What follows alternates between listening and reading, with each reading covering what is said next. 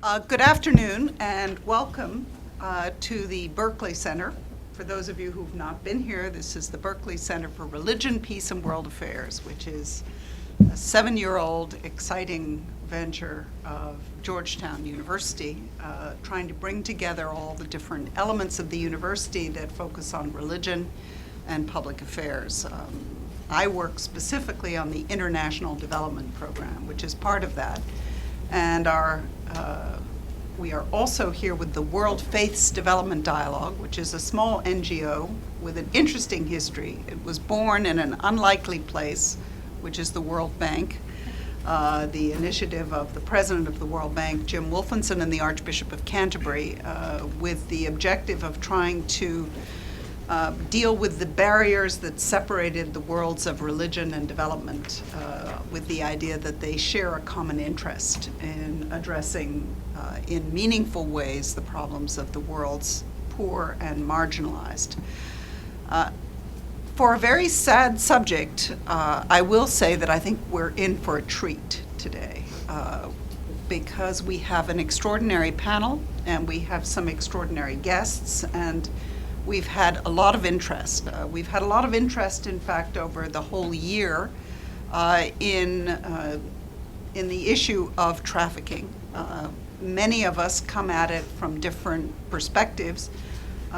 We see it as a modern evil, but also as something that is inextricably linked to many of the social injustices and poverty issues in the world. It's one that, among other things, has united people from left and right, people from very different religious traditions, from different secular and religious traditions in action. And this year has also seen President Obama speaking at the United Nations on the issue. It's seen the broadcasting of films of Nicholas Kristof and Cheryl Woodan's book, Half the Sky. So in that sense, it's sort of, in a sense, crystallized it. Really not related to those, the World Faiths Development Dialogue has worked a lot in Cambodia. And Cambodia, for a variety of reasons, which we will talk a little bit about, is something of a hotspot for the issue of trafficking. In fact, much of the footage that you will see about human trafficking, and particularly sex trafficking, comes from Cambodia. The first sort of raids that were publicized were, many of them, in Cambodia. And so, since we were working in Cambodia in any event, we were interested in this phenomenon and found a wide range of groups doing very practical work on issues particularly of sex trafficking. And so our fellows, the World Faiths Development Dialogue fellows there, did many interviews with the groups. They did not interview the people most directly involved, either the perpetrators, perhaps obviously, but also the victims, but really focused on the people who saw as their mission trying to address the issue. And the report, which is here, is a result. And we'll start, in a sense, with this specific report, which, to my mind, represents probably some of the most detailed raw material on the responses to the issue, particularly from a religious perspective, that we've seen. We've seen nothing quite like this, that is based on literally dozens of interviews and set within a national context. But we also want to take this issue to a much broader level. And so we have a panel of 3 with 2 guests who I will mention.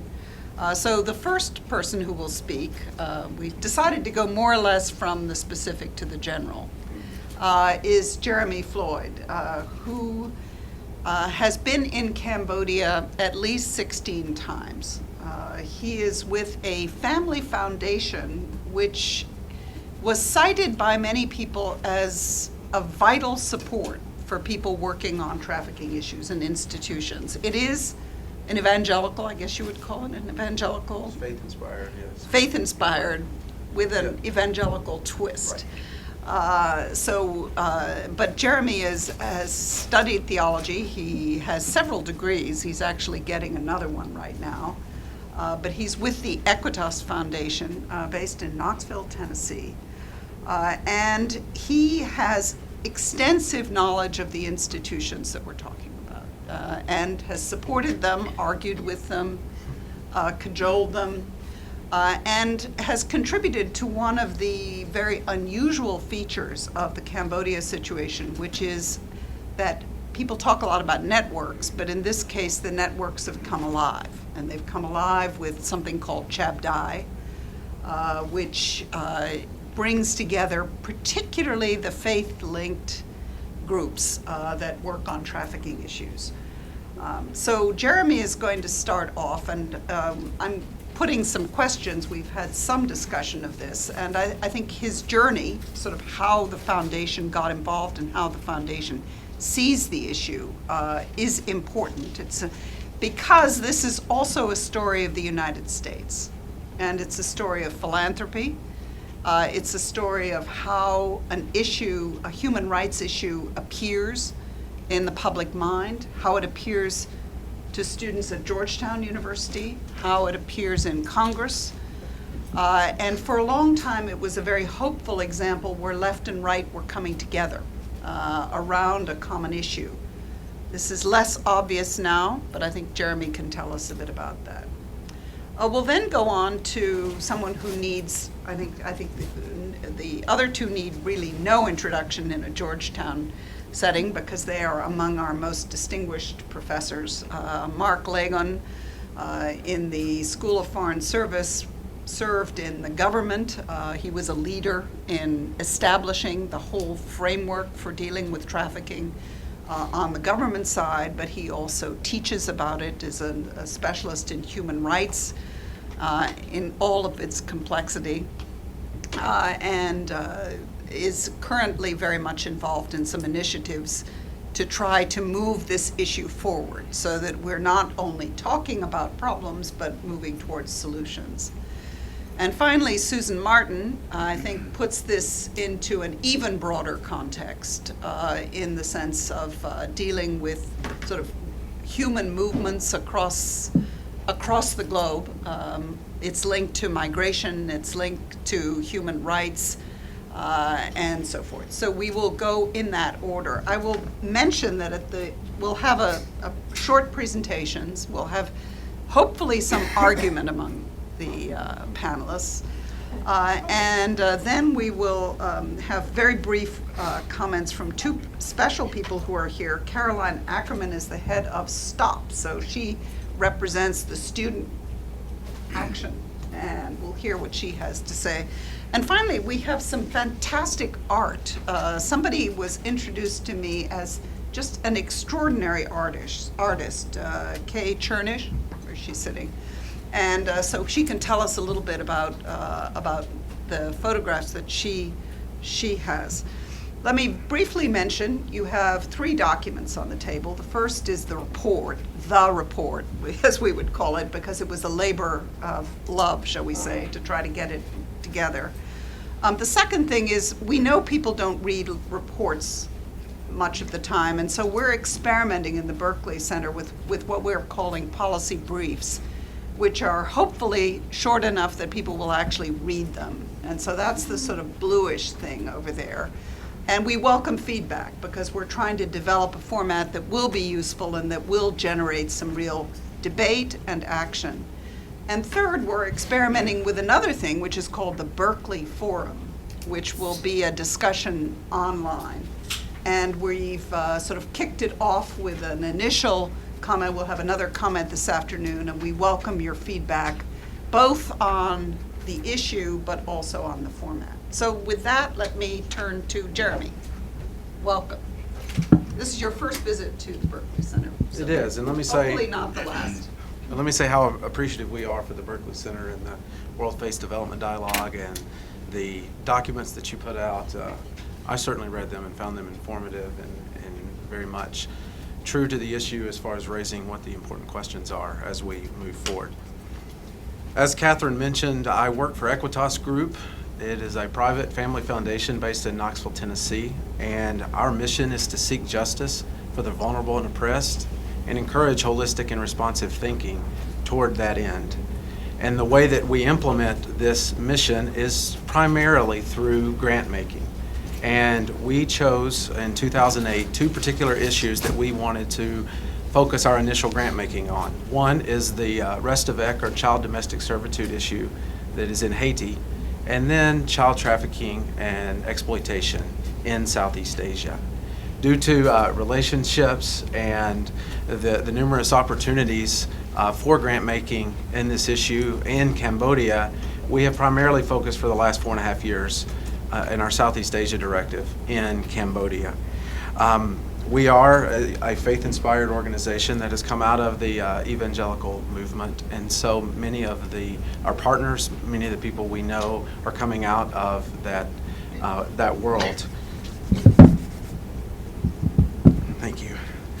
So when we chose in 2008 to focus on specific issues in particular locations, I think that we're following some emerging trends in philanthropy, private philanthropy, to fund results or outcomes more so than activities. And so we very much wanted to come in and to learn what it is that we see as a problem of trafficking of children. We were primarily focused on children, and perhaps that will come up later in discussion. But we wanted to not just fund what seemed to be the right type of activities, but we wanted to fund work that was having an impact in either reducing the problem or seeing these victims become empowered Cambodians who are able to live a full and meaningful life. So our approach was to go slowly, to do our best to learn. We did that through reading relevant research that was out there, through engaging with stakeholders on the ground, so that we could truly get an idea of what the problem was. We went into this very initially, in the early stages, with the idea that what you saw in 2004, 2005 with Children for Sale on Dateline, where IJM took them and did a raid in Cambodia. International Justice Mission. Yes, and saw them going in to rescue from brothels 6, 7, 8-year-old girls, maybe as young as 5. We initially, that stoked our interest. It broke our hearts. This was an issue that we wanted to address, but very quickly, as we started making connections in Cambodia, we realized that, while this does exist, the 6, 7, and 8-year-old girls, there was perhaps the problem was more like 13, 14, 15-year-old girls. It wasn't as clear-cut as that. So we saw that very quickly that it was a diverse problem.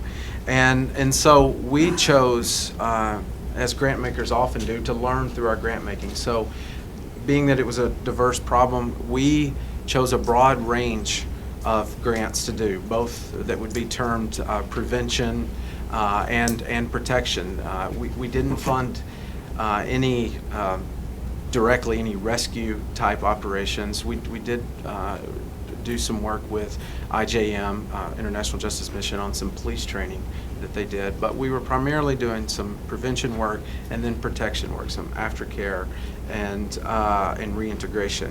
But we wanted to not impose a strategy where we, from our desk in the U.S. said this is what needs to happen in Cambodia, and then go out and look for essentially subcontractors to carry out our strategy. We wanted to take more of a partnership approach, to let our strategy evolve, to be flexible. And I think that that's what we've done over the last few years. As we've done this now, we, for a number of years, we're developing a little bit more clarity on what our approach and the types of grants that we will look for. And it's centered around five areas. One is we would love for some of our grants to, or perhaps all of them, to work toward expanding the knowledge base. I think that in the report, and you talk to anybody that is involved in these issues, they'll say, there's just so much we don't know. The data is lacking. And and because of that, there are a number of different approaches that people will argue it should be taking, but there's just not sufficient information, I think, that's out there. So we want to fund research. We want to fund program evaluation, so that we can see if these solutions that are being implemented, are they actually working. Another thing is kind of more management focused, but hopefully our grants can go a long way to building healthy and sustainable organizations there in Cambodia. Local organizations, Cambodian-led, helping them develop their capacity to take care of their staff, leadership training. Chabdai has really worked hard on project management training for national leaders.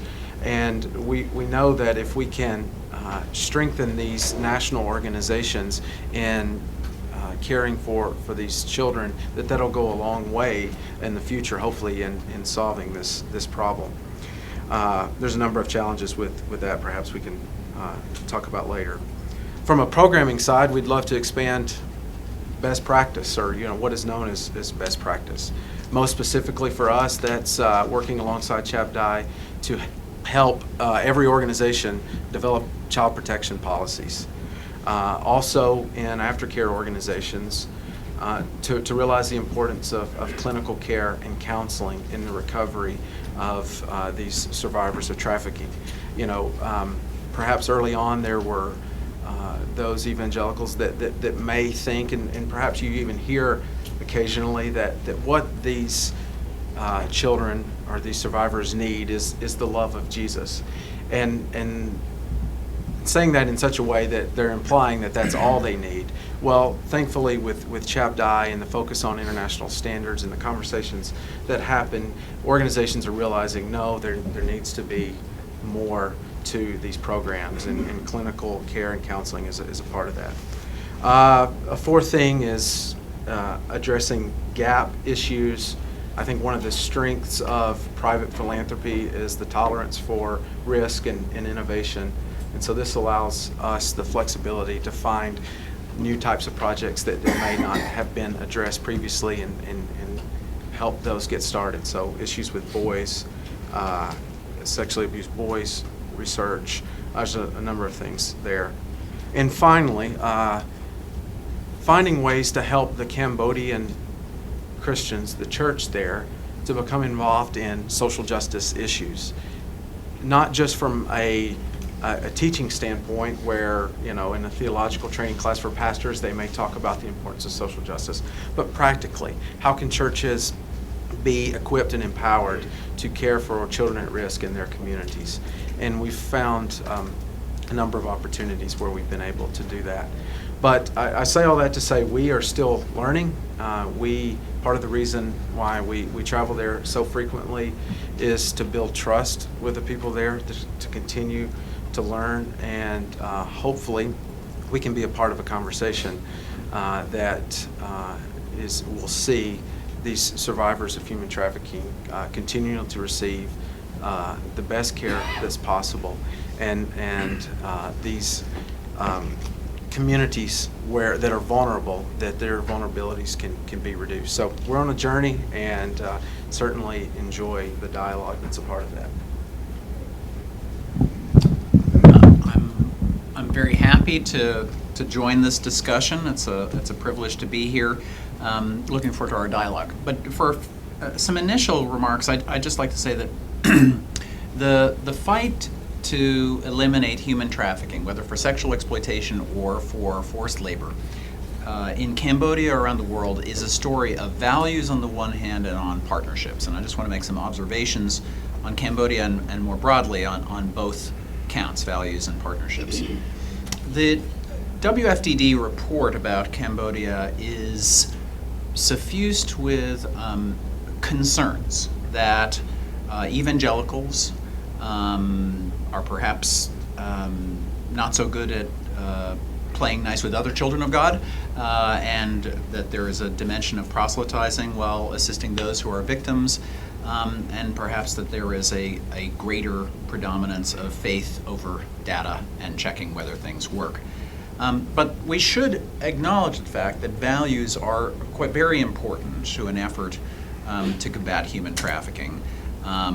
There's a need for a change of values, and while a change of values kind of leads people to worry that people are trying to foist a value system that is not the local culture, the local religion, human trafficking is a story of entire groups of people, whether they be women, children, migrants, minority groups, being written out from being treated as human beings in full. And whether you have a Kantian notion that human beings are all of equal value, or a Christian notion that they're all children of God, or a Buddhist view, or a Muslim view, that's important. So too, while looking at the fight against human trafficking in Cambodia and elsewhere, there needs to be a direct effort to try and change the view of the way people value, for instance, females and children, or how they devalue them. Changing minds is a very difficult thing, but if you look at the most recent U.S. Global Report on Human Trafficking, the profile in Cambodia reads, Cambodian men form the largest source of demand for child prostitution, though a significant number of men from the United States and Europe, as well as other Asian countries, travel to Cambodia to engage in so-called child sex tourism. Well, until men change their mind, the demand which drives human trafficking won't disappear. Why is there such a special focus on Cambodia? Well, there are a number of reasons that are laid out in the report and that Katherine has alluded to. But I do think the fact that children in sex trafficking have been the focus is particularly alluring to activists, secular and faith-based. And the fact that their children they're most vulnerable, but it also averts the great debates about adult sex trafficking victims and the degree of volition that lies there. And secondly, the notion that there are foreign child sex tourists, one of the great euphemisms of our time, sort of gives the sense that maybe outside actors have a responsibility to jump in because predators from the outside are going and preying on these children of Southeast Asia. Although, as I told you, as I referred to in the report, in fact, the chief customers are from Cambodia itself and the region. Now, the second factor, partnerships. When you talk about faith-based organizations, it ushers in the question of how valuable partnerships are to combating human trafficking. I really admire former Secretary of State Hillary Clinton for raising up partnerships as an emphasis for the fight against human trafficking. It was actually one of the emphases of the previous administration as well. The Human Trafficking Office at the State Department, which I used to head, spends at least as much time and energy and certainly resources on aiding NGOs and other partners around the world as it does preparing a high-octane report that gives other countries grades. But if you look at a number of the concerns that are raised in the WFDD report about faith-based actors in Cambodia, you could say that many secular organizations and NGOs have some of the very same problems.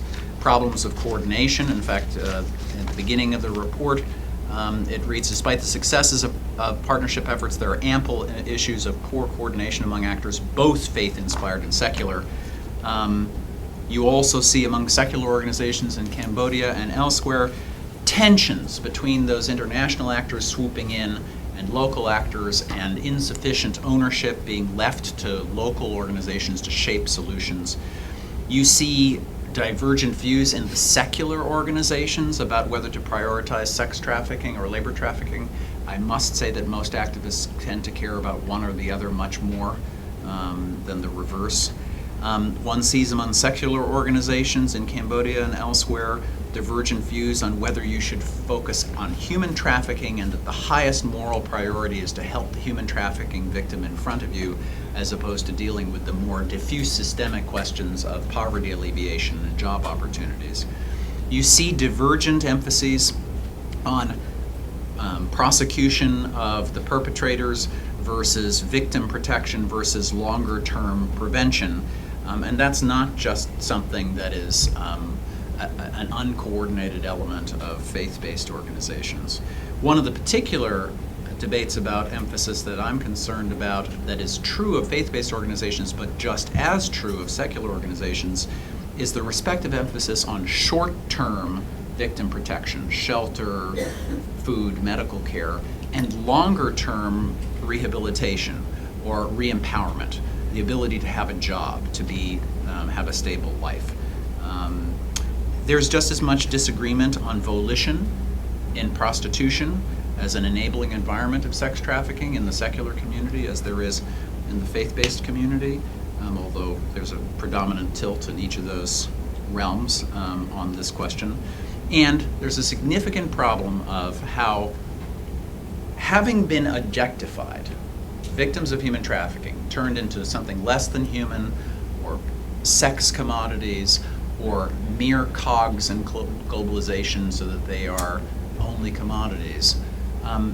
There's a danger that those activists, faith-based or secular, end up objectifying the victim, treating them as less than human to show their cause, to mobilize others to be concerned. All of these problems that exist for secular organizations as well as for faith-based organizations exist in places where there are no faith-based actors or few faith-based actors, and exist in cases which do not have the special sui generis context of a previous genocide like in Cambodia, despite that unique context. All those exist everywhere. Now, having mentioned the similarities of secular and faith-based organizations in some of their errors, there are, of course, errors in what governments have done, including the one I served. I was the U.S. Ambassador to Combat Human Trafficking from 2007 to 2009. I learned that when Cambodia was placed on the lowest tier in the global report of the State Department in 2005, it got the government of Cambodia to smell the coffee, as it were, with the threat of economic sanctions. So you want to know, what do we need to do? The bias of the U.S. government, the law, and the UN protocol is towards prosecution. I said, okay, good, we'll prosecute people. And what do? They rounded up females who were in the sex industry, and they needed to be disabused of that notion. So governments are not without mistakes in these partnerships as well. The last partner that I want to mention is the business community. I saw one company, the LexisNexis company, decide to take under its wing the Cambodian former sex trafficking survivor, Somali mom, and assist her AFASIP, the organization she ran, by creating a foundation, the Somali Mom Foundation, to give her capacity and frankly to sort of turn her into an international icon of fighting human trafficking, which Nick Kristof has helped. LexisNexis, to his credit, realized that they needed to do more than Cambodia and needed to do more than working in one sector. And I've assisted LexisNexis and some other companies in forming a global business coalition against human trafficking, because it's high time that governments, the UN, NGOs that are secular and NGOs that are faith-based have business at their side. I guess my last word on partnerships has to do with politics. I was a bit player in the finalizing stage of creating the Trafficking Victims Protection Act. I was a Senate Foreign Relations Committee staffer assigned to the House-Senate conference. You know, as you recall from your I'm Just a Bill Saturday morning cartoon, that last stage of conference between House and Senate, I got pulled into the issue and was ever changed by it. In that original effort, if it were not for faith-based organizations, a broad, strange bedfellow coalition of left and right would never have brought this issue up to a higher level in U.S. politics. There's a responsibility of those who would bring great energy and intensity and moral conviction to work well with other children in coalitions and make sure that the implementation stage is as serious and intensive as the launch phase. Thank you, Katherine, and delighted to be here. And sorry, some of you are at my back on that. The whole issue of trafficking in Cambodia actually touches a chord for me, and I'm not even sure that I ever mentioned this to Katherine when she asked me to review the report and give her feedback and then participate in this. My first real encounter with trafficking as a public policy issue, but also as a humanitarian issue, was on the Thai-Cambodian border in the displaced persons camps there in the 1980s. And I had been doing an evaluation, spent a fair amount of time talking with women who were at the fringes of the camp, mostly women-headed households. And after weeks of developing rapport, I asked them why there were so few adolescents in the camp. And part of it was that they hadn't survived the Pol Pot years, the Khmer Rouge period, but it was even more extreme than that would have explained. And what they explained to me, told me about, was that every night the resistance forces that were fighting the Vietnamese occupation of Cambodia would come into the camp and round up the young adolescent boys. And they were brought to fight. They were child soldiers and arguably were trafficked in the fact that their labor was being exploited. And some of them went voluntarily, but most of them were either coerced into it or it was a situation of having had no choices, other things that they could have done. On Sundays, when the aid agencies were gone from the camps, the brothel owners showed up, and they would round up what the women I interviewed told me were the pretty girls. And they would be brought to Bangkok and Chiang Mai and other places to be working in the brothels. I asked, well, what happens to the not-so-pretty girls? Because they're not here either. And the explanation there was, again, back to the resistance, that the resistance came in and rounded those girls up to cook and clean, provide sex. They were married to the combatants. And then, in probably the most shocking activity that they were engaged in, the women said, and they're recruited as to clear the landmines. They said, how do they clear the landmines? And they said, they walk in front of the soldiers. And that's how they clear them. This was an example, and we weren't using the term trafficking at that point. It hadn't reached the level of attention that it subsequently did with the promulgation of the UN protocol against trafficking. But it had all of the elements of what we now talk about trafficking. So there was certainly sex trafficking for prostitution. There was forced labor in a number of different areas. And there were the child soldiers who were being put into combat, often against their will on that. Mark mentioned the genocide in Cambodia, but I think that experience also has to be understood in terms of thinking about the context of the levels of uprooting. This may be 30 years ago, but the resolution of those situations still is not fully engaged on that. I think the focus of the report on faith-based organizations is an extremely useful one. I agree completely with Mark that it needs to be placed in the context of what are the issues also affecting secular organizations, and I think the report raises a number of those issues as well.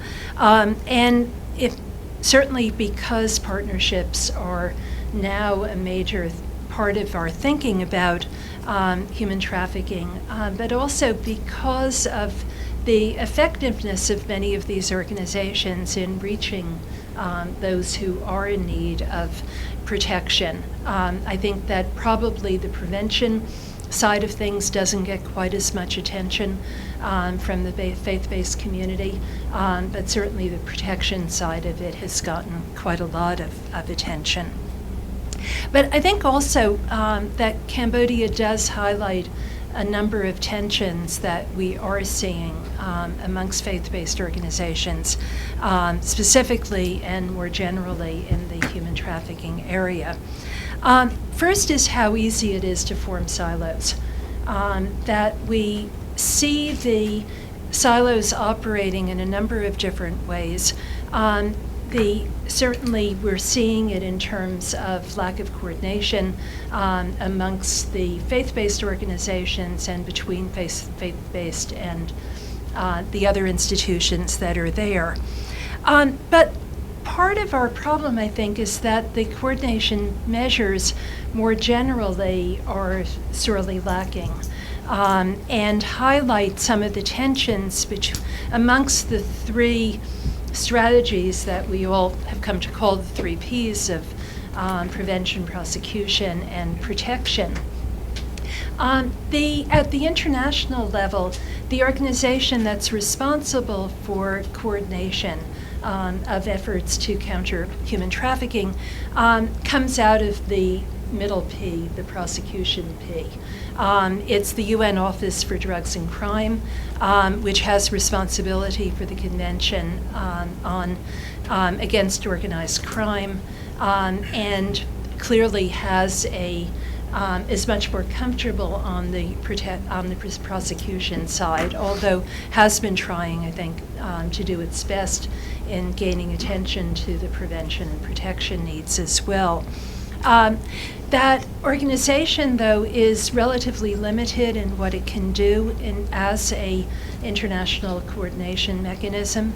It's had some money through the UN GIFT program for the global resources on trafficking, and has the convention, the protocol, as a part of its mandate, making sure that governments understand the protocol. But the protocol itself is quite weak on the prevention and protection side. While it mandates states that are parties to the protocol to take action related to prosecution, it is saying, if you want to, it would be a really nice idea for you to protect trafficking victims. So the Cambodian response was actually pretty, on the prosecution, was pretty typical, because that's really their only serious commitment under international law. There are some regional mechanisms. UNIEP, UN Interagency Program on counter-trafficking in Southeast Asia. Usually if anyone wants to get on their listserv of getting information about what's happening in the region, it's a really good source. You'll get almost daily emails on things that are going on. Maybe a little bit of an overload, but it's still quite useful. And then there are coordination issues at the national level. Trafficking is an issue, particularly if you're going to think about prevention and protection, that crosses multiple government agencies, whether we're talking about Cambodia or we're talking about the United States. It's certainly a justice issue, but it's also an education issue, it's a labor issue, it's a health issue, it's a social service issue, and coordinating within governments across all of those areas is quite daunting. And most governments don't have very good coordination mechanisms for addressing gaps that fall between those cracks. So the silos, lack of coordination is endemic, I think, in the field, to the detriment of good counter-trafficking activities. Second area I wanted to talk about, though, was this tension between the focus on sex trafficking and the focus on forced labor. And I think, as others have mentioned, the faith-based community has tended to focus more on sex trafficking. I think to some extent the left-right coalition keeps together as long as the particular focus is on sex trafficking. Of whether you believe that it's a sin or you believe that women's empowerment requires them to be able to make free choice, you can really cease the problems with sex trafficking. I think the left-right coalition is not anywhere in place, frankly, with regard to forced labor. And part of the problem is that the line between trafficking, forced labor, and exploitive labor is a very fine-tuned one. And I think we see it in the Cambodia case, where one could be as outraged over child labor working in sweatshops as one is about child labor in brothels. And yet we tend not to have the same level of attention to one as we do to the other as an area requiring international attention. One is perhaps not, you should avoid, you should try to find ways children can stay in school, but not necessarily calling on a full engagement at the summitry kinds of levels. It gets even murkier when we're talking about adults.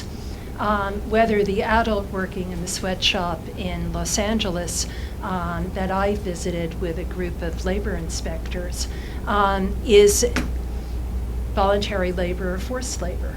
And if it's forced labor, is it trafficking?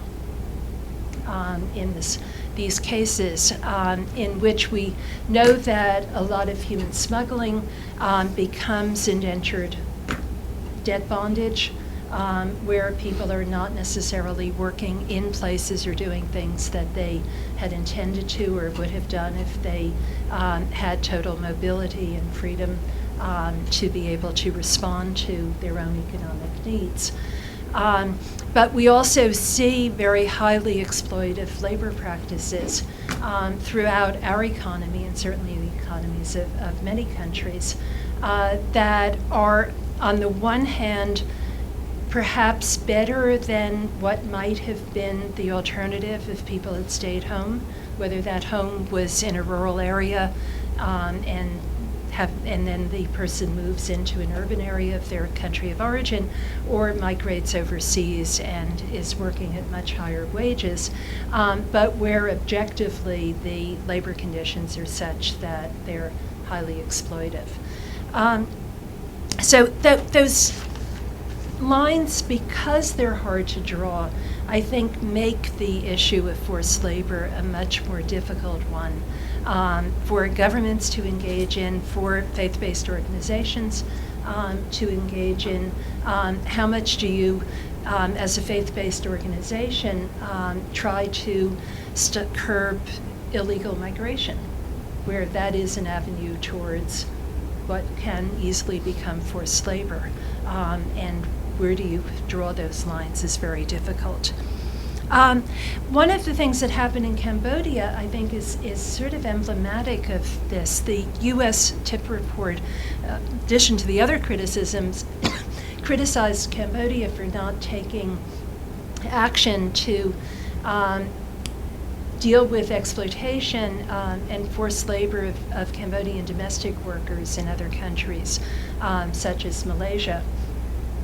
Cambodia's initial response to it was to make it illegal to leave the country for a domestic worker. The tip report, reporting the next year on what had happened, does raise the fact that that type of legal stance actually can make women more vulnerable to trafficking if they have no legal avenue. But what Cambodia didn't do was develop a stronger process for regulating labor recruiters and ensuring that employers were inspected and preventing the abusive practices in countries like Malaysia, working with destination countries. So they're treating these issues as trafficking sometimes backfires and may in fact create more trafficking out of it. Now, let me though just end on a little bit more promising note, and that's that in the U.S. I've been very pleased to see the faith-based community coming together with regard to immigration reform here. In terms of, and where the leaders of the evangelical organizations and churches have been very, very clearly speaking in favor of regularization of those who are here illegally in the country as a way of trying to protect those who are highly vulnerable to trafficking and forced labor, to be able to come out of the shadows and have a greater option. I think that the extent that that is a harbinger of the faith community, taking what I think is needed, a more balanced approach that focuses certainly on sex trafficking, not to diminish that focus, but also sees the need for addressing these much murkier issues involved in forced labor. There. Great, that's a fascinating round. I was going to sort of put a question to each of you, but I think I'm going to put some general questions, and maybe you'll each have some questions for each other. First, particularly Jeremy, but maybe the others as well, the values and the emotional content of this issue in the United States. I'm interested from you in how you see that change. What is, clearly there are some very raw ethical and emotional issues around exploitation of children. But when you speak to audiences, do you hear change? And then how have you seen the situation evolve in Cambodia? So thinking of what you have in some senses is groups that have never worked there before that sort of arrive in a country with a vision in their mind of how they want to fix the world. What is the experience that you've seen? I mean, I think for all of us, one of the puzzles in this report, and some of it is there and some of it is not, is that this is a siloed issue within Christianity, not entirely, but to a significant extent. And of course, Cambodia is a very heavily majority Buddhist country with the history, which Susan has reminded us of the extraordinary decimation of everyone, including the religious communities during the genocide. But the Buddhist, there are very few Buddhist groups that have taken this issue on, and the views of some of the outsiders of Buddhist values are very distinct and sometimes very pejorative. But what's perhaps more interesting is that there are very few Catholic groups that are involved in the kinds of programs, emphasizing very much the broader prevention dimension of offering people opportunities. I'm curious as to how that plays. I think for you, Mark, one question that I had is if you found yourself, if I may wave my magic wand and tomorrow you're the ambassador, what do you think are the steps that are most important? And maybe I could ask you the same question. So we're faced with what do we make of this rather remarkable experience, which is an experience of change. It's of sort of individuals. It's the chance of a rare coordination group, but that has its limits. What do you make of? What are you learning from your 16 visits? What do you think now, reliving history? It's quite a lot there. We'll take your pick and you can put questions on the table. Okay. You mentioned the emotional appeal, the values, and certainly that plays a part. I think in the report, Lou Miles is quoted talking about Lou Miles is somebody who's been in Cambodia for a couple of decades and worked on in the camps on the Thai border initially with Tier Fund and is now working with a trafficking organization there. He said it's true. I don't think that we can underestimate what that Dateline episode did for American evangelicals. And I'm sorry. Yes. I don't think that we can underestimate that Dateline, children per cell, videoing that raid and what that did for the emotions of evangelicals. I mean, it stoked our interest. I know a number of people in Cambodia that are there because of that issue. That being said, many of those who are in Cambodia because they saw that and were going to fix a problem that perhaps they realized was a little bit different, a little bit more complex, they have adjusted. Many organizations would say, we made a lot of mistakes early on. We've learned on the fly, and many of them are criticized for those mistakes that they made. But they're not the only ones that were making those mistakes. But there has been an evolution in faith-based actors in Cambodia. And you mentioned that the faith-based actors are focused less on prevention. And in Cambodia, I thought that for a while, and I actually wrote an essay for a yet-to-be-published book that I was asked that question: why do we focus so much on aftercare and not prevention, and why are donors so drawn to that? And I actually thought that was the case as I was advocating for other donors to come along with us and to support work. I was saying, think about prevention. Nobody's doing that. But the more I thought about it, the more I talked to people, I'm not sure that that's the case. I mean, if you just look at Chap Dai's membership roll and 50 faith-based organizations, there may be only 8 to 10 that are focused on aftercare. There's some that are doing business and social enterprise.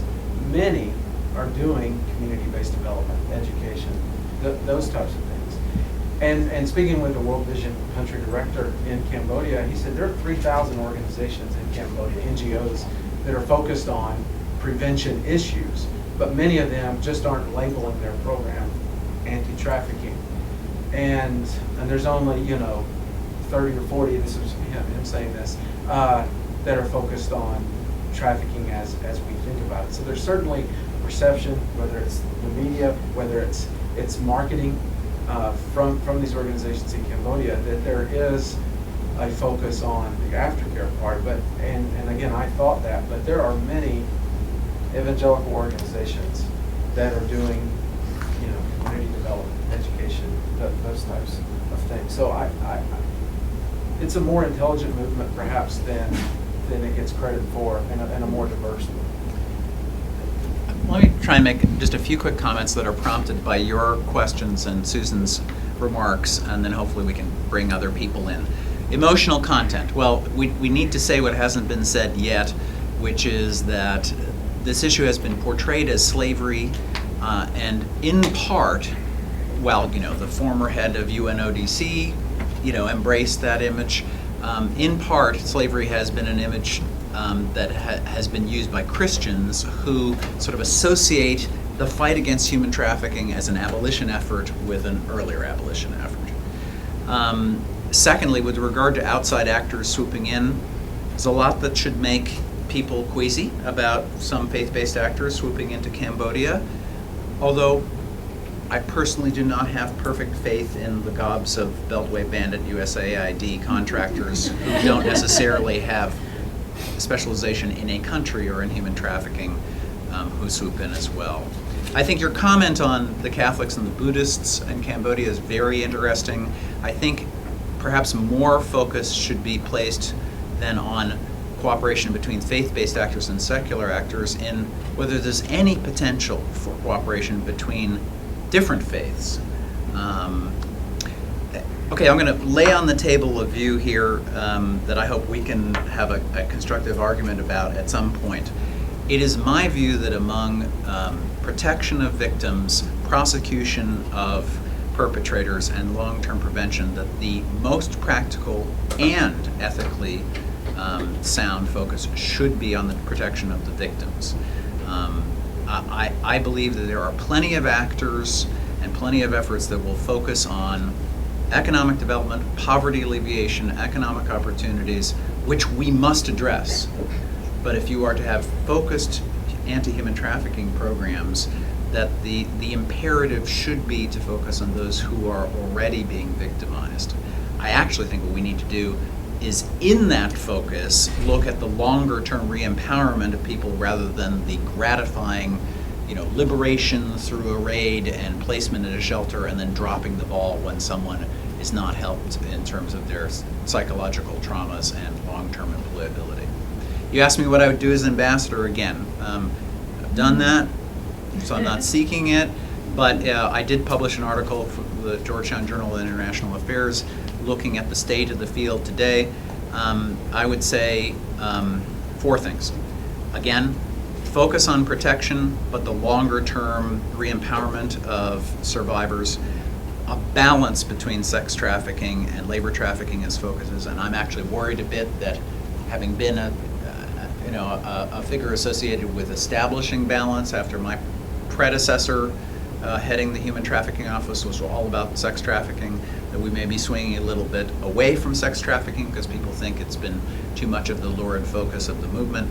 I think that we need to test which partnerships are working.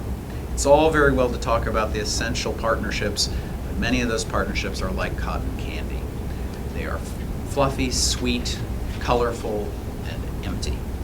And finally, business needs to be called to account to be part of the solution rather than part of the problem. This is why I like the California Supply Chain Transparency Act, which calls on businesses that do over a certain level of proceeds to post on the web what they are doing to audit their supply chains. It doesn't regulate them, it doesn't tell them what they have to do to fight human trafficking in their supply chains. It insists that they make it public, which would create a consumer, shareholder, and citizen pressure on them. That legislation should become national legislation. Yeah, I actually agree with much of what's been said, and although I would put much more emphasis on prevention, but it's a different view of prevention than I think either of you were thinking of. I think the problem with where we are on prevention today is that the trafficking-specific prevention tends to end up too often as, oh, we'll do public service announcements, or we'll give public education, things of that sort. Or we'll leave it to the development actors, and they'll figure out how to deal with poverty and problems and everything else. And that's, I think, what your groups that are perhaps part of a coalition on trafficking, but they're doing broader development actions. What I think is needed is something that bridges those two sides of it, that really gets much more specifically at why it is that certain people become vulnerable to trafficking, and focuses the prevention efforts not on telling them it's dangerous, don't do that, don't get out of the harm's way, when very often they have no other alternatives on that. So I think it really has to focus on much more strategic approaches that get at where the vulnerabilities are, how to build resilience within those specific populations, and use that you're working side by side with the development actors and encouraging them to pick up these issues.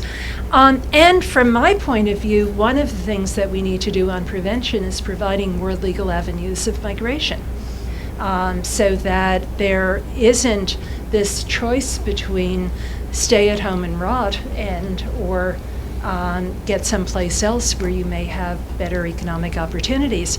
But as long as that's a closed door for so many people, and it's so poorly regulated for those who do get into a legal framework for migration, then we're not going to be doing very much to prevent trafficking. And that has nothing to do with broader development. It has to do with what are the needs of that specific segment of the population. I'm going to mention two issues just so that we have them on the table, and then turn to Caroline and to Kay and open it up. The two underlying a lot of the sex trafficking issues are the gender issues. And these are ones that are very much at the forefront, I think, of most organizations working in Cambodia. The sort of empowerment of women, adolescent girls, get girls in school, and yet there's not yet the thoughtful discussion of what those attitudes are and how you bring about change. I mean, if I were given a magic wand, that's something I would very much focus on, is an insistence not on speeches about how wonderful women are, but going into the theological, the ethical, the values issues that allow the kinds of gender biases that contribute to both kinds of trafficking to persist.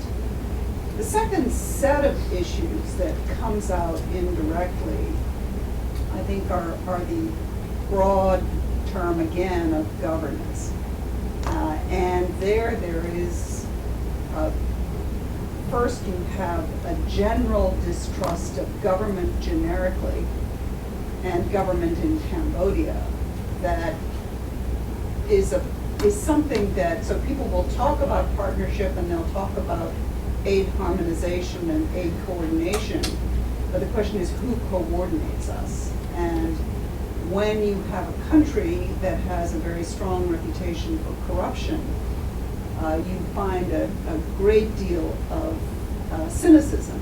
On the other hand, you have a situation in Cambodia, which we see in a number of countries, where the reason all these groups are there is you arrive at the airport and you get a visa, and you can operate, and therefore it's a very pleasant. You can spend time in Phnom Penh and travel and so forth, which you can't in a number of countries. So there's been a wide open, is a religious freedom. There's been a personal freedom. There's been relative safety in recent years. But some people describe that as the Wild West. It's a term that we heard often, that everybody does exactly what they want, and they all have their different approaches. And that situation seems to be coming to an end. And interestingly, a lot of the groups that have been there since they worked in the camps have the view it's time. It's time that that situation changed, that we have a respect for the government of the country, however flawed, because after all, it is their country and their culture, and we need to see some change. So I think those are two dimensions that we shouldn't forget. So Caroline, just let's be very quick so that we have some time for. Okay. For those of you who might not be familiar, STOP is a student organization called Students Stopping the Trafficking of People on Campus. I think that the question that drives us is basically the same as what the panelists have been talking about. What are the most effective ways to combat trafficking, and what can a student organization's role be in this anti-trafficking movement? We have decided that one of the main focuses should be culture, as Katherine Marshall was just talking about. So we support things like the Real Men Don't Fly Girls campaign and raise awareness about trafficking in the United States for the emotional appeal that it's not just an issue far away in other countries, but that it happens to Americans, and that Americans need to take action against it. I think it's also valuable to understand what types of partnerships you can form, and we're also always trying to learn about both faith-based organizations and secular organizations we can partner with. We currently support IJM and Project Rescue, which are faith-based organizations, but we also work on government petitions like the safe harbor laws that were just proposed. So we try to have an interdisciplinary approach, and are just trying to find where a student organization can fit in the anti-trafficking movement. Thank you. Okay, can we get Mike? I'll speak loudly and quickly. My name is Kate Sheridan. I'm the founder and director of Our Works for Freedom. Thanks. Can you all hear me? Is this better? Okay. Yes. I am a photographer, and I first encountered human trafficking on an assignment for the State Department back in 2005 for the TIP report. And I was sent over the course of 3 weeks to Hong Kong, Macau, Thailand, India, and Italy to photograph issues around trafficking. And although I had lived overseas and worked overseas and visited many countries, I had no idea that human trafficking existed. So that was my first encounter, and I was just gripped by the issue, and I've been working on this ever since, using my photography and now having formed a 501c3 nonprofit, trying to bring this work to a larger audience. Our mission is really to use the transformative power of art in the fight against modern slavery and human trafficking, not only through photography, but through all other forms of artistic expression. And we do this through awareness campaigns in cities around the world. We have Global Cities campaigns and on university campuses in the US.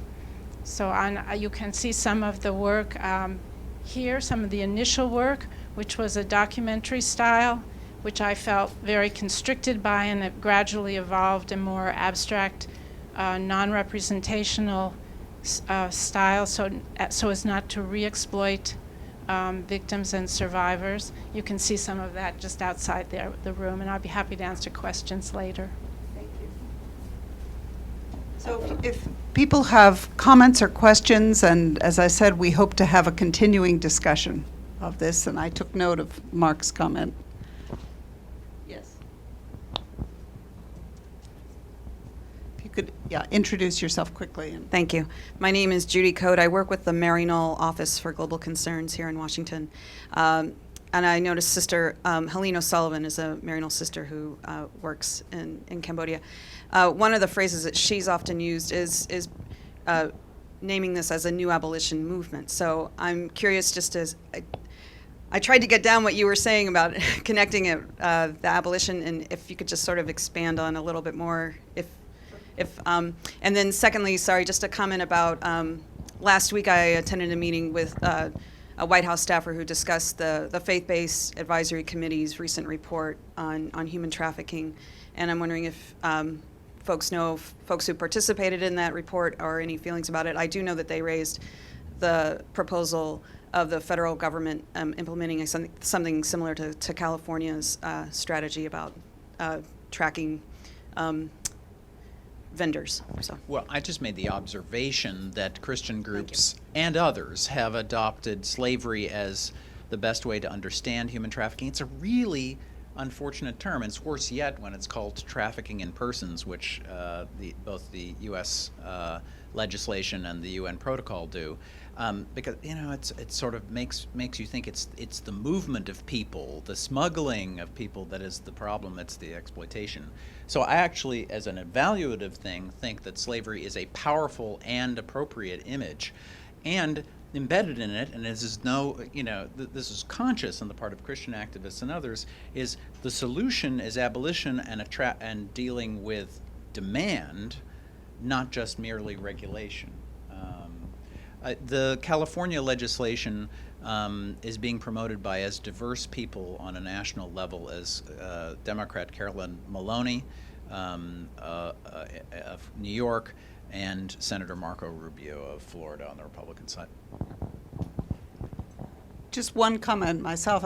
I don't know enough about the new White House initiative, but everyone's talking about it. So we hope to have more exchange with them. The other, I think what you were suggesting, Mark, is that because the abolition movement was so much associated with specific Christian histories, it has an echo within Christian communities, and Buddhist communities might not have the same echo. They don't frame the issues of injustice in the same way, and sometimes find it jarring. So that, I think, is the part of the disconnect, which is, it's an uncomfortable disconnect in a country like Cambodia. And it's one that a number of the Catholic people that we talk to point to, that you have to frame the issue in Cambodia within cultural and historical terms that resonate more with that community, which would not be the same. On the other hand, we're in a global world where people are moving across boundaries with their images and with their history. So it's just a particularly interesting example, I think, of that.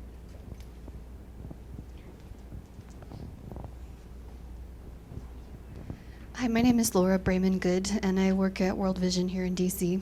And one issue I wanted to respond to was the matter of educating men and as a part of prevention.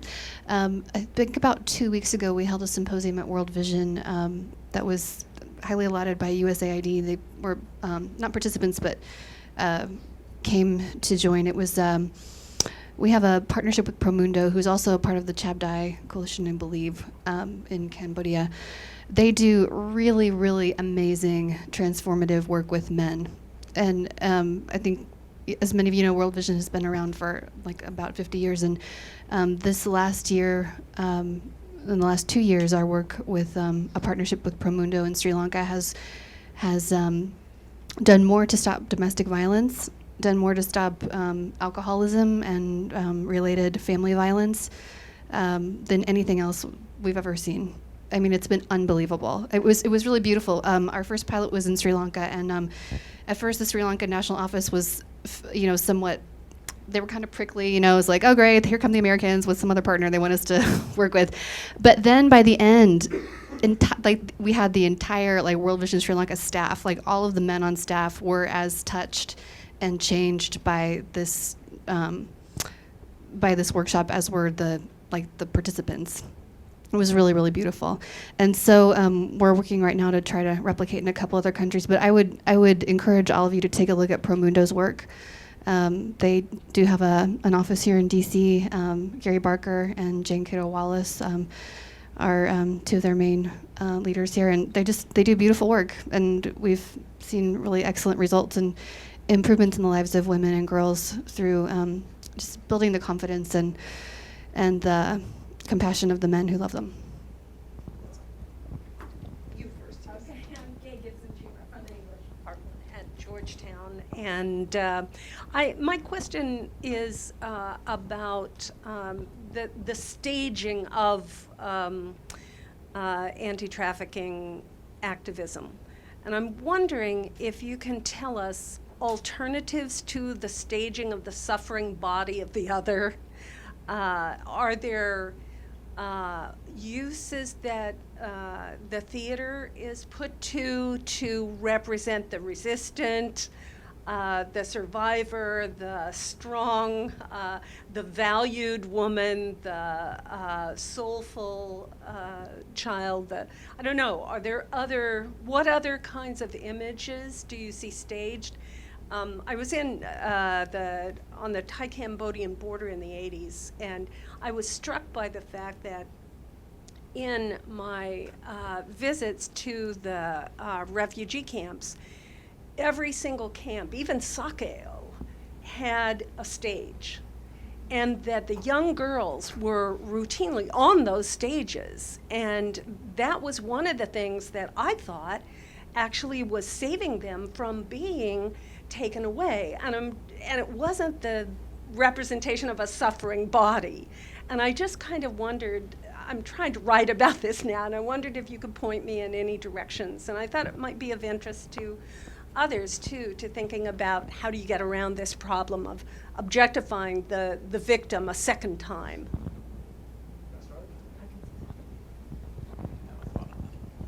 I'm not sure I have places to refer you to in terms of what is actually happening, but what the point that you raise, I think, is an extremely important one. And there is some differences in terms of discourse between whether you talk about trafficking victims or trafficking survivors.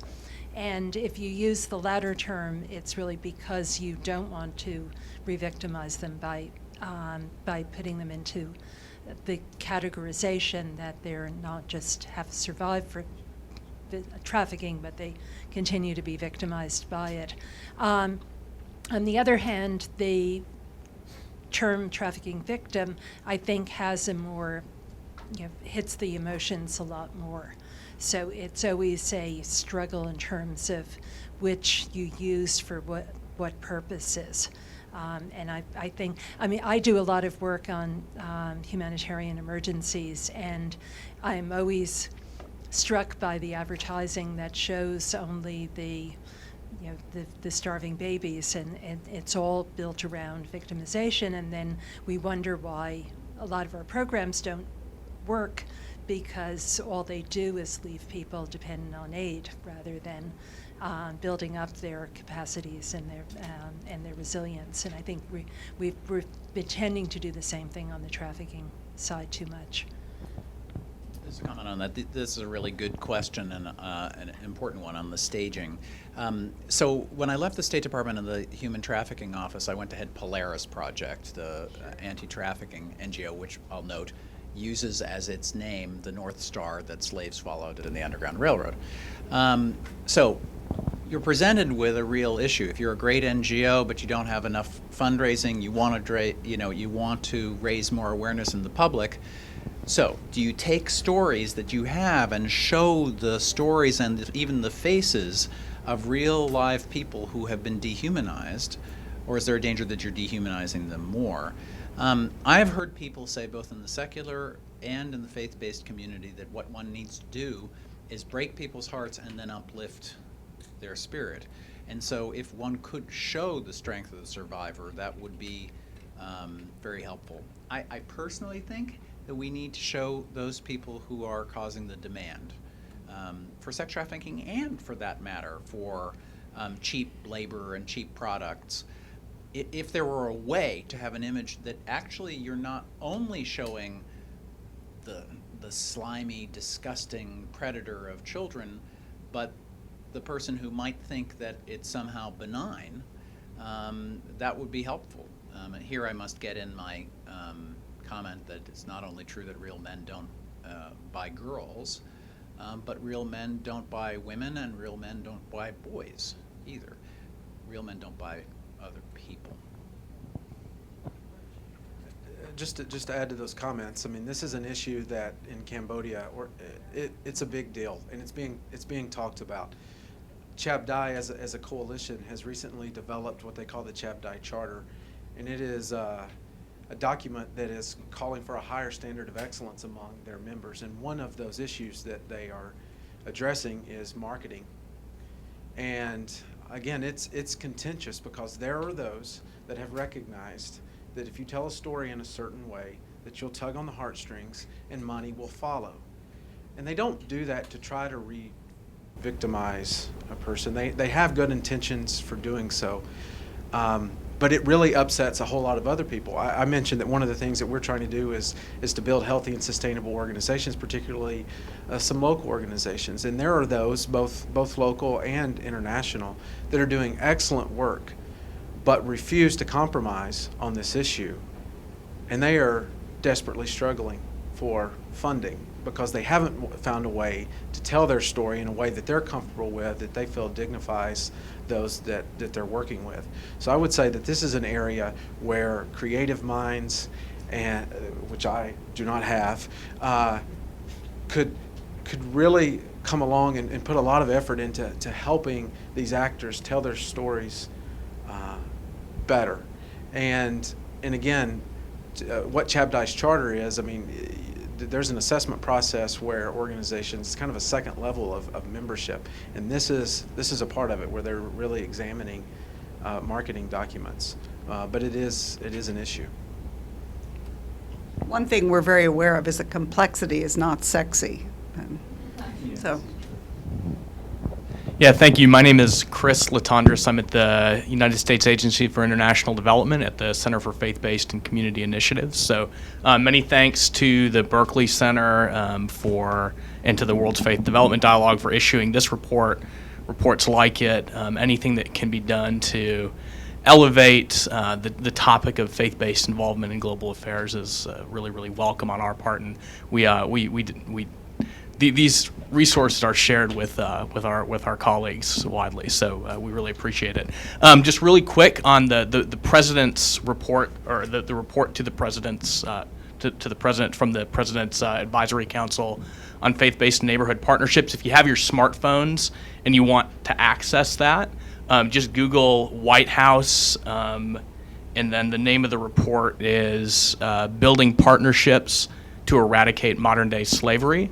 It's a set of 10 recommendations that the council issued earlier this month to the president to act on how faith-based and community groups and stakeholders can be more involved in this work. Question for the panelists on the topic of elevating the reality that human trafficking is about more than sex trafficking. Just curious from your all standpoint, to what extent is this an activity issue versus a public awareness issue? So, for example, most people don't think of Invisible Children as an anti-trafficking organization, and they probably don't think of themselves as an anti-trafficking organization, but they've done more to educate people around child soldiers than any other group, with the Coney Campaign and other things. International Justice Mission, we typically think of that as an anti-sex trafficking organization, but they do work around bonded labor in India.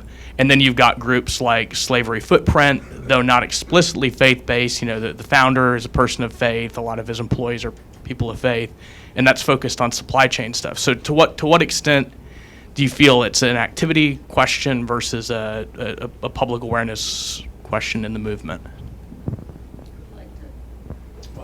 Just quickly, I actually, I said I was worried that the pendulum is swinging too much in the direction of labor trafficking in terms of activity and focus of ascendant NGOs and government agencies. I think that tilt may move us in the direction of not worrying enough about sex trafficking or real adult sex trafficking victims. But I think in terms of public awareness, there's still this focus on sex trafficking. Yeah, and I think it is more in terms of the public awareness than the activities, but my concern is that the activities on forced labor are, and I'll say the same thing about sex trafficking, are not necessarily the most effective way in which to address the issues. And the coalitions are not necessarily there in a particularly productive way, particularly on the forced labor, because there's another entire community that's working on forced labor that don't consider themselves to be part of the trafficking and see it with a lot of suspicion because the public perception of it is so much on sex trafficking. So I think that that's more where the concerns are. Jeremy, within the United States, when you talk to a lot of audiences, both of donors and of foundations, how do you see this balance between the labor and the sex trafficking? And I know we've talked that there's a very special appeal of abused children, but beyond that. I don't know that it's wise to speak for everyone, every evangelical in the U.S. and where they stand on this issue. We won't hold you to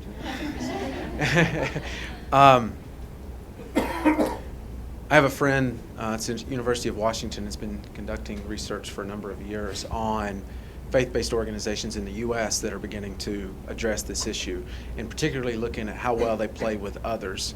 And a part of her research has uncovered that a high majority of evangelical organizations here in the U.S. Do focus on sex trafficking, and they have reasons for doing so that they can articulate. Being that sexual violence to a child is the worst of all evils. We have limited resources, so if we can only pick one thing, that is what we're going to pick. So you have a lot of organizations really unaware that many others are doing the same thing, and they're jumping into this issue. But to bring up Chabdai again, and in Cambodia and the labor trafficking, in the last few years, one of the significant issues in the counter-trafficking movement in Cambodia has been domestic workers migrating to Indonesia, to Malaysia, to Thailand, men going on Thai fishing boats, and that's a big issue. And Chabdai was a part of a group that came together to begin to address these concerns, and so Chabdai has been working on that, and they have a number of, obviously, as a coalition of faith-based actors, there's a number of organizations that are working on this issue. Many times it depends on who you talk to, and but I don't think there's any question that a vast majority of evangelicals that are engaged in this issue do focus on trafficking for sex. I'm afraid we've come to the end of our time. You're free to stay around and finish the food and talk to anyone who can stay. But thank you all very much. I think this has been a remarkable panel, and thank you to Caroline and Kay for your important additions, and to all of you who participated. I could see both by your engagement but also by your questions that this is a topic that's generating a lot of interest, and we'd like to, as I said, continue the discussion.